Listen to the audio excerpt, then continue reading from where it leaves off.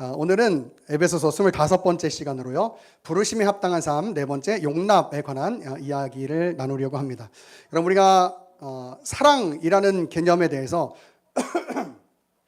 여러 가지 생각을 할 수가 있을 것이라고 생각하는데 내가 객관적으로 생각할 때 상대방에게 의미가 있고 도움이 되는 것을 주는 것이 여러분 과연 사랑인 것일까라는 생각을 오늘은 좀 해보려고 합니다. 다시 한번요.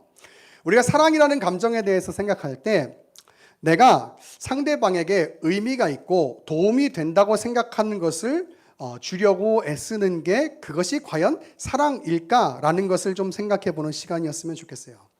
여러분 사랑이 단지 내가 생각할 때 괜찮다고 좋다고 생각하는 것을 주고 싶은 어떤 나의 욕심이 사랑이라면 여러분 그것은 사랑이 아닐 것입니다. 여러분 우리는 어린 아이들을 사랑합니다. 그래서 아이들의 반복적인 질문에 우리는 계속해서 대답해 줍니다. 또 반복적으로 놀아달라고 해도 우리는 그렇게 합니다. 왜냐하면 사랑하기 때문이에요. 말도 못하는 어린 아이에게 한 번만 해라고 말하는 것은 그 아이에게 전혀 도움이 되지 않는, 정말 이해되지도 않는 것일 것이 분명해요. 왜냐하면 아이는 그것을 이해하고 행동할 능력치가 없기 때문인 것이죠. 하지만 우리는 말도 못하는 아이들에게 한 번만이라고 하는, 한 번만 해라고 하는 이 말, 이 요구, 이것이 때로는 사랑이라고 생각하는 경우들이 있어요. 여러분 우리는 하나님의 사랑에 대해서 생각해 볼 때 그것이 과연 정확하게 우리가 사랑이라고 이야기할 수 있는가에 대한 질문을 먼저 해볼 필요가 있는 것이에요. 하나님의 사랑이 어떤 사랑인가? 한마디로 말하면 이런 사랑이죠. 아가페의 사랑. 그 아가페의 사랑은 뭐냐? 나의 모습을 있는 그대로 용납해 주시는 사랑. 여러분 그것이 바로 하나님의 사랑이에요. 하나님께서 말씀하시는 성경의 사랑은 이런 거예요. 네가 회개해, 그럼 내가 구원해 줄게가 아니죠. 네가 충성해, 그럼 내가 구원해 줄게가 아니에요. 우리는 아무것도 할 수 없었던 그때 창세 전에 하나님께서 우리를 사랑해 주시는, 즉 하나님께서 우리를 용납해 주시는 그 놀라우신 사랑을 이미 경험한 사람이에요. 여러분 이것이 바로 성경에서 말하는 진정한 사랑입니다. 여러분 이 성경에서 말하는 진정한 사랑이라는 걸 이야기할 때 우리가 기억해야 할 것은 무엇이냐면은 하나님께서 원하는 만큼의 어떤 기준치에 도달했을 때 하나님이 우리를 사랑하지 않으셨다라고 하는 사실이에요. 여러분 그러면 우리는 하나님의 사랑을 받을 수 있는 사람이 아무도 없어요. 그런데 우리는 이 사랑이라고 하는 개념을 가지고 자꾸 내가 생각할 때, 아니 내가 객관적이라고 느끼는 것을 주는 것을 자꾸 사랑이라고 생각해요. 여러분 그렇지 않습니다. 여러분 사랑은요, 성경이 말하는 적어도의 사랑은 있는 모습 그대로의 모습을 인정하는 거예요. 여러분 본문의 그 이야기가 바로 용납이라고 하는 단어로 표현되어져 있는 것이죠. 여러분 본문의 용납이라고 하는 단어는 이런 단어의 뜻이 있어요. 포용력을 가지고 깊이 생각하다예요. 포용력을 가지고 깊이 생각하다. 여러분 그런데 이 단어의 시제가 어떻게 되어 있냐면 중간태로 되어 있는데, 이 중간태로 되어 있다는 말은 무슨 말이냐면 내가 계속해서 그렇게 해 나가야 한다라고 하는 의미가 담긴 것이 바로 이 중간태라는 개념이거든요. 그러니까 즉 내가 그냥 그렇게 해야지 정도가 아니라 계속해서 그렇게 해 나가야 된다라고 하는 의미를 담고 있는 것이 바로 이 용납이라고 하는 단어예요. 그러므로 그리스도인들은요, 용납의 삶을 살아가기를 늘 힘써야 합니다. 그리고 이것은 그리스도의 사랑을 기억할 때 가능해진다는 사실을 여러분 기억하셔야 해요. 로마서 5장 5절을 보면 이런 말씀이 있어요. 소망이 우리를 부끄럽게 하지 아니함은 우리에게 주신 성령으로 말미암아 하나님의 사랑이 우리 마음에 부음화됨이니라고 되어 있어요. 이미 다 알고 있는 내용이시지만 그리스도의 사랑이 어떤 사랑이라 그랬어요? 바로 우리를 구원으로 이끌어 오시는 무조건적인 사랑이다 그랬어요. 우리의 허물을 탓하지 않으시고 우리의 죄를 탓하지 않으시고 우리를 그대로 받아주셔서 우리를 구원으로 이끌어 주시는 사랑이 바로 하나님의 사랑이에요. 우리가 그 사랑을 기억할 때 이웃을 향해 너그러운 마음, 포용력을 가질 수 있게 되는 것이죠. 계속해서 말하고 있지만 하나님께서 나를 어떻게 구원하셨습니까? 나의 죄와 허물이 있음에도 불구하고 그것을 그대로 심판하시지 않고 은혜로 우리를 구원하셨어요. 여러분, 이것이 바로 용납이에요. 우리를 받아주셨다는 것이에요. 그것이 바로 하나님의 사랑입니다.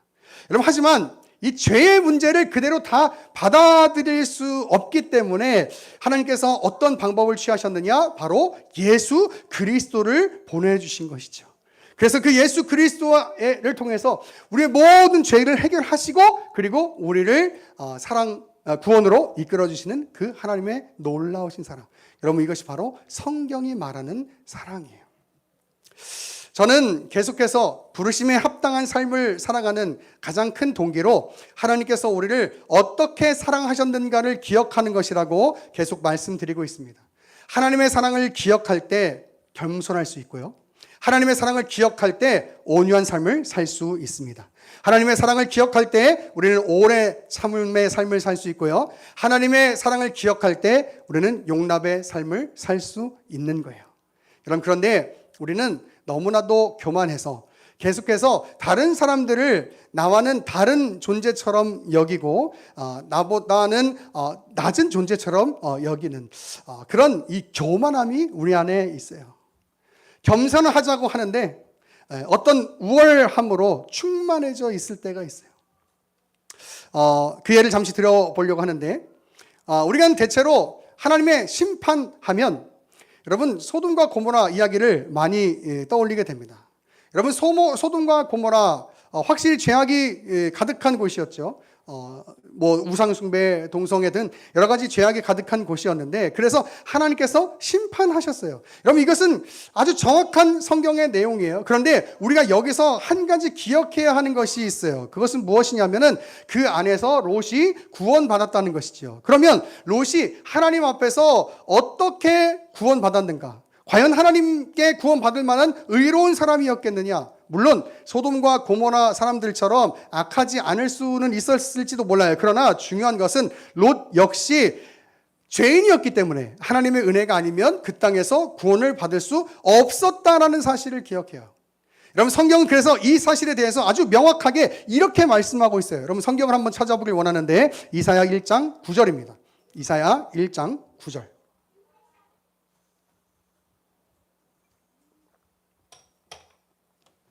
이사야 1장 9절 보면 이렇게 되어 있어요. 만군의 여호와께서 우리를 위하여 생존자를 조금 남겨두지 아니하셨더라면 우리가 소돔 같고 고모라 같았으리로다. 아멘. 하나님께서 생존자를 구원 얻을 자들을 남겨두시지 않으셨다면 우리가 소돔과 고모라 같이 심판받아 마땅한 존재다라고 이야기를 하고 있는 겁니다. 그 악한 곳에서 하나님의 구원이 임했다는 거예요. 근데 중요한 것은 여기 있는 거죠. 바로 하나님께서 건져주셨다는 거예요. 근데 그 이야기를 에베소서 2장에서는 이렇게 이야기하고 있는 것이죠. 그는 허물과 죄로 죽었던 너희를 살리셨도다. 이렇게 얘기해요. 너희는 본질상 진노의 자녀였지만 하나님의 은혜로 너희가 구원을 받은 거야. 이렇게 얘기하는 거죠. 이 얘기를 간단하게 얘기하면 이렇게 되는 거예요. 너희는 소돔과 고모라인들과 별반 다를 바가 없어 라고 이야기하는 거예요. 하나님의 은혜가 아니면 구원받을 수 없어 이렇게 이야기하는 거죠. 그런데 우리는 이렇게 생각하는 거예요. 자꾸 그 사람들만 죽어 마땅하고 그 사람들만 심판받아 마땅한 것처럼 생각하는 거예요. 그렇지 않아요, 여러분. 하나님의 은혜로 우리가 건지임을 받았지 않았다면 우리도 소돔과 고모라인과 별반 다를 바가 없는 심판받아 마땅한 존재라는 거예요. 여러분, 이 놀라운 은혜를 기억하는 사람이 어찌 다른 사람들을 향해서 심판받을 것이라고 함부로 이야기할 수 있겠느냐 하는 거예요. 오히려 하나님의 놀라운 은혜와 사랑을 받았기에 다른 사람들을 사랑할 수 있는 힘을 가지게 되는 것이 정상적인 거 아니겠느냐 하는 이야기예요. 여러분, 지금 나도 의로운 사람이 아닌데 하나님이 여전히 붙들어 주시고 계셔서 지금 이 순간의 삶을 하나님의 자녀로서의 삶을 살아갈 수 있는 것처럼 다른 이들에게도 그 사랑이 필요하다는 것을 우리가 알아야겠죠. 그래서 성경은 이렇게 이야기합니다. 우리 로마서 13장 8절로 갑니다. 로마서 13장 8절. 로마서 13장 8절.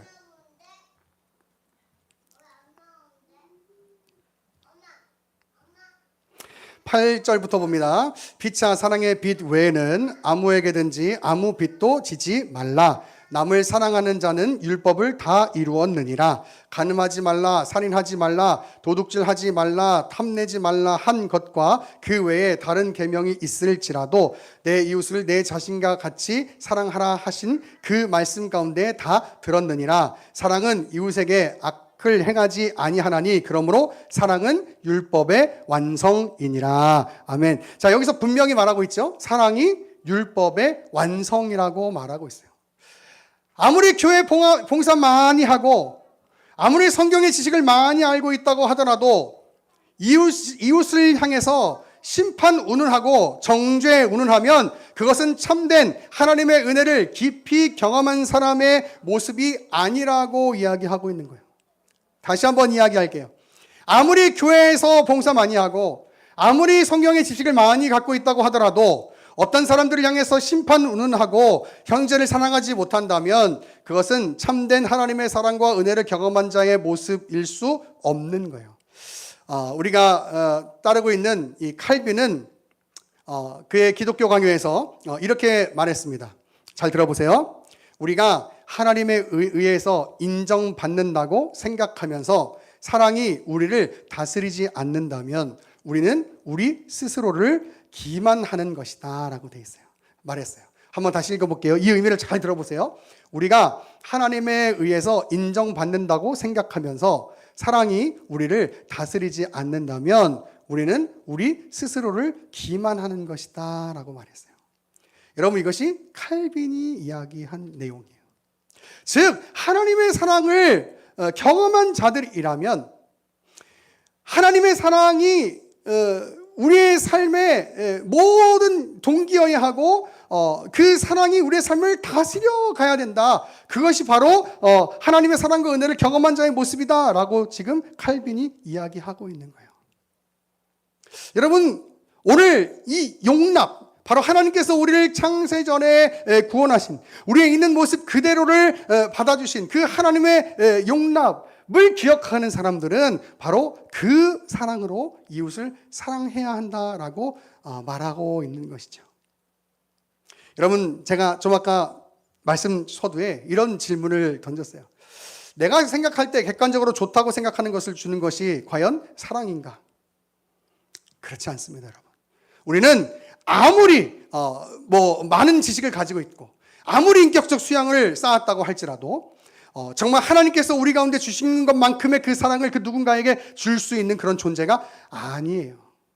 그러면 어떻게 사랑해야 하느냐? 바로 하나님께서 나를 사랑하신 것 같이 사랑해야 하는데, 하나님께서 나를 사랑하신 것 같이 사랑하는 것이 어떤 사랑이냐? 바로 있는 모습 그대로 받아주는 사랑인 거예요.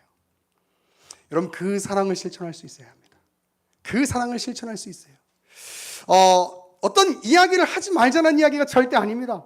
죄를 다 포용하고 죄도 좋다고 이야기하자고 이야기하는 것이 아니에요. 다른 사람 마음 상처 주겠다고 무조건 공감해주고 무조건 좋은 말 하자고 이야기하는 것이 절대 아닙니다. 그게 아니라 우리의 그 사랑이, 우리가 가질 수 있는 그 사랑이 하나님과 같은 완벽한 사랑을 가질 수 없다는 그 인간의 한계를 이야기하고 있는 거예요. 그렇기 때문에 우리가 해야 하는 사랑은 바로 하나님께서 나를 사랑하신 그 사랑, 내가 하나님을 만족시켜드리지 못했을 때에도 사랑해 주시는 그 놀라우신 사랑, 그 놀라우신 사랑으로 형제를, 이웃을 사랑해야 한다라고 이야기하고 있는 거예요. 여러분, 그것이 바로 성경이 이야기하는 용납이에요. 용납. 여러분, 우리는 늘 이렇게 생각하며 살죠. 나의 마음에 받아들일 만한 정도로 되면 사랑할 수 있을 것 같다. 혹은 내가 생각할 때 그것이 옳은 것, 그것을 누군가가 행해 준다고 한다면 그러면 난 사랑하는 존재야. 그렇지 않습니다, 여러분. 그렇지 않아요. 하나님께서 우리 가운데 주시는 사랑은 자신을 포기하시는 사랑이고, 오래도록 참아주시는 사랑이고, 그리고 나의 모습, 있는 모습 그대로를 사랑해 주시는 사랑이에요. 여러분, 이 사랑에는요, 우리가 실천하려고 한다면 정말 엄청난 그 애씀이 필요하다는 걸 여러분 아십니까? 하나님께서 우리를 사랑해 주시는 그 오래 참음의 사랑, 하나님께서 나의 모습을 있는 그대로 받아주시는 그 놀라우신 사랑, 그 용납의 사랑, 그 사랑을 내가 실천하려고 한다면요, 보통 동기로는 할 수 없는 일들이에요. 여러분, 말씀을 정리하면서요, 우리가 부르심에 합당하게 행하기 위해서 하나님께서 나 자신에게 베풀어 주신 은혜와 사랑을 기억하는 것이 매우 중요하다라고 말씀드리고 있어요. 여러분, 그럴 때 겸손할 수 있고, 그럴 때 온유할 수 있고, 그럴 때 오래 참을 수 있고, 그럴 때 이웃을 사랑할 수 있는 그 용납의 사랑을 실천할 수 있다라고 말씀드리고 있어요. 그 안에서 하나님께서 나를 어떻게 용납해 주셨는지를 우리는 오늘 너무나도 잘 알고 있죠. 여전히 나는 하나님 앞에 죄악된 모습을 가지고 있음에도 불구하고 그래도 나를 놓지 않으시는, 붙들어 주시는 하나님의 놀라우신 사랑이 있어요. 여러분, 그 사랑이 있는데 우리는 마치 다른 사람들에게 내가 더 많은 것들을 알고 있는 것처럼, 아니 더 고귀하고 더 숭고한 사랑을 할 수 있는 것처럼 여러분 그렇게 생각하고 자꾸 어떤 것들을 요구하려고 하는 거예요. 여러분, 하나님께서 우리 가운데 그렇게 우리에게 무언가를 요구하셨다면 아마 우리는 교회 다니는 것이 너무 힘들고 너무 괴로울 거예요. 하나님 우리 가운데 그렇게 하시지 않으세요. 오래 참아주시고 오래 기다려주시고 그리고 그대로 있는 모습 그대로 용납해 주십니다. 여러분, 그 사랑으로 사랑하자는 거예요. 그 사랑을 기억함으로 옆에 있는 형제 자매를 사랑하자는 거예요. 그 사랑을 기억하는 마음으로 우리 가정을 사랑으로 세워가자고 이야기하고 있는 겁니다. 여러분, 다른 게 중요한 것이 아니고 내 의로움도 내려놓고 예수 그리스도를 이 땅에 보내주신 그 하나님께서 보여주신 그 놀라우신 사랑을 기억하면서 그렇게 사랑해 가야 되는 거예요. 여러분, 그것이 진정한 용납이고 그것이 진정한 사랑입니다. 그것이 진정한 받아들임이에요. 그것이 진정으로 품는 것입니다. 여러분, 오늘 쉽지 않지만 우리 그 삶을 살 수 있었으면 좋겠어요. 내가 갖고 있는 그 어려움들을 다 내려놓고 내가 갖고 있는 그 정의로움들, 내가 갖고 있는 나 스스로 객관적으로 진리라고 생각하는 것까지도 다 내려놓고 정말 하나님께서 나를 사랑하신 그 놀라우신 사랑으로 내 주변에 있는 이웃을, 형제 자매를 사랑할 수 있기를 늘 힘쓰고 애쓰는 그런 우리 의회나무교회 모든 성도들 되기를 간절히 축원합니다. 그래서 하나님께서 나를 어떻게 부르셨는가, 그 부르심에 내가 합당하게 사는 그 삶을 살아가서 정말 세상의 빛으로, 소금으로, 교회에, 또 여러분의 가정에, 여러분의 직장에 그렇게 빛으로, 소금으로 살아가실 수 있는 그런 우리 의회나무교회 모든 성도들 될 수 있기를 간절히 축원합니다.